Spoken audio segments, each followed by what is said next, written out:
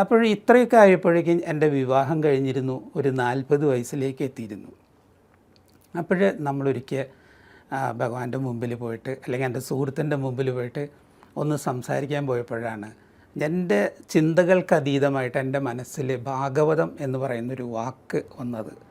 സത്യത്തിൽ എനിക്കറിയില്ല ഇതെന്താ സംഭവം എന്നുള്ളത്. അപ്പോൾ ഞാൻ അവിടെ നിന്ന് പോന്നിട്ട്, ഞാൻ എപ്പോഴും കുറേ നേരം മേപ്പത്തൂർ ഓഡിറ്റോറിയത്തിൽ അവിടേക്കാണ് അന്ന് ഇരിക്കാറുണ്ട്. അവിടെ ഇരുന്ന് ഞാനിത് എന്തായിരിക്കും സംഭവം എന്ന് ആലോചിച്ച് നോക്കണല്ലോ എന്ന് വെച്ച് വെറുതെയൊക്കെ നടന്നപ്പോൾ തെക്കേ നടയുടെ ഭാഗത്ത് വെറുതെ നടന്നതാണ്. അവിടെ ഒരു ഒരു ഹോസ്പിറ്റലുണ്ട് ഗുരുവായൂരിൻ്റെ തന്നെ, അതിൻ്റെ സൈഡിൽ കുഞ്ഞു വഴി. അപ്പോൾ വെറുതെ അതിൽ കിടന്നതാണ്. അവിടെയാണ് അഖില ഭാരത സത്രസമിതി എന്നുള്ള ഭാഗവത സത്രസമിതിയിലൊരു ബോർഡ് കണ്ടു. അപ്പോൾ അവിടെയുണ്ട് ഭാഗവതം. അപ്പോൾ അദ്ദേഹം അവിടെയുള്ളൊരു കടന്നു ചെന്നപ്പോൾ അവിടെയുള്ളത് വാച്ച്മാനാണ്. അപ്പോൾ വാച്ച്മാൻ പറഞ്ഞു അയാൾക്ക് ഭാഗവതം ഒട്ടറിയില്ല.